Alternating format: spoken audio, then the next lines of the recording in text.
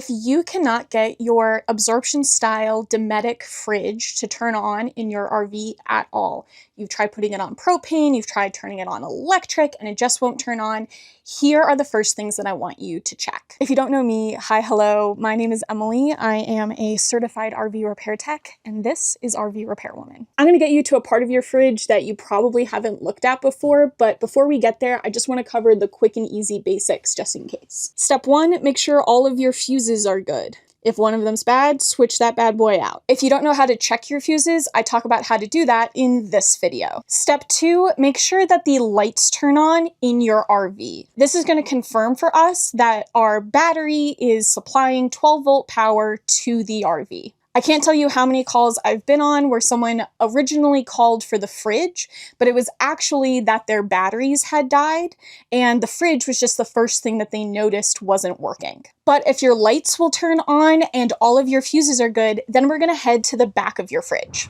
All you're gonna need for this is a multimeter, some needle nose pliers, and a flathead screwdriver. Let's jump into it. Step one, we're just gonna take off this panel. It just comes off with these two clips here. You just turn them, and then with a little wiggle, this should come right off. Ta-da! Once you've opened up your fridge compartment, it should look something like this. Sometimes this tube is on the other side, but it still all pretty much works the same. The part of your fridge that we're going to test today is this part right here. This guy is just a heat sensor that's there to make sure that this tube doesn't get too hot. So when he's working, he lets power go through him, and when this tube gets hot, he opens up and stops power from going through. So all you need to do to test this guy is to take your multimeter and set it to DC volts. You're then going to take your black probe and put it on any metal part of the fridge. I usually just put it in the back of the fridge back here. And then you're just going to take your red probe and find some of the metal on the bottom probe of this heat sensor, and you're looking for something in the realm of 12 volts. This is telling us that 12 volts has at least made it to the heat sensor. If that's the case for you, then you're going to go ahead and take your red probe and move it to the other side of the heat sensor.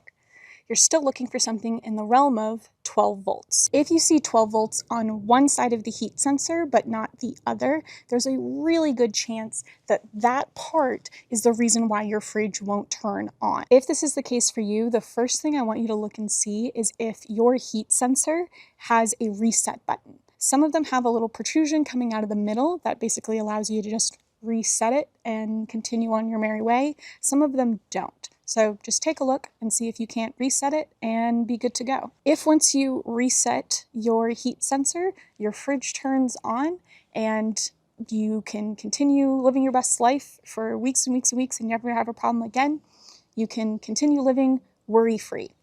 If you hit that button and your fridge starts working, but then shuts off again after a couple hours or days, that's when you should call a tech and figure out what the underlying cause is that keeps tripping that heat sensor.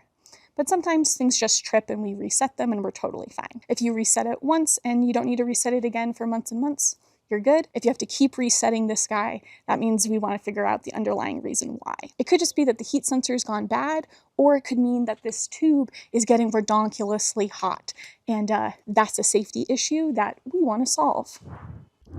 Editing Emily here. If you think your heat sensor is the problem and it didn't have a reset button, or you hit the reset button and that didn't immediately solve the problem, then we're gonna look into replacing the heat sensor. But I usually like to double check my work before I go willy-nilly ordering parts off of Amazon or Pantera or whatever. And so we're gonna double check our test using the continuity test. And if it still looks like it's bad, then we'll go ahead and replace it. So here's how to do that. Very carefully with some needle nose pliers, we're gonna go ahead and remove the two terminals heading to this heat sensor. You don't have to worry about keeping track of them and making sure one goes back in the same place as the other. They can be interchanged and it's totally fine. Do keep in mind that if your fridge is working, this tube gets really hot. Presumably it won't be hot for you because your fridge hasn't been working, but that's just something to keep in mind. The ideal scenario is that this area is very hot, but we don't have to worry about that right now. So then very carefully I'm just going to remove these two terminals from our heat sensor. Had to move my camera out of the way so we get enough leverage. These guys were stuck on here.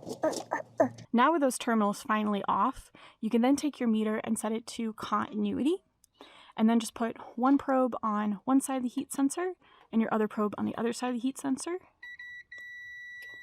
If your meter beeps, that means the heat sensor is good. If it doesn't beep, then it means the heat sensor is bad, and this is the guy that you want to change out. That guy's usually just attached with two small rivets, so you can usually just drill those rivets out, and your new one will come with a hole on each side, and I usually just attach the new one with like a small sheet metal screw as opposed to a rivet. So if you ever need to replace them again, you don't have to drill out more rivets. So just a real quick overview. If power goes into this guy and doesn't come out, then he's most likely your problem. The first thing you should do is try to reset him and see if that helps.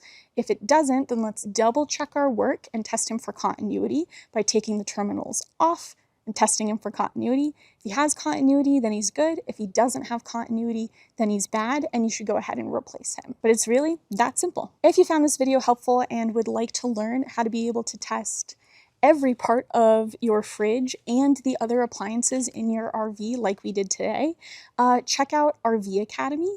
It is my place where I teach RVers like you how to become their own personal RV techs so they don't have to rely on expensive RV techs like me.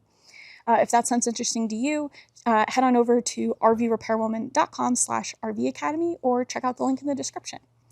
In the meantime, if you would like to learn small, easy things that you can do in and around your RV that'll save you thousands in the long run, check out this video. And in the meantime, this has been RV Repair Woman. You got this.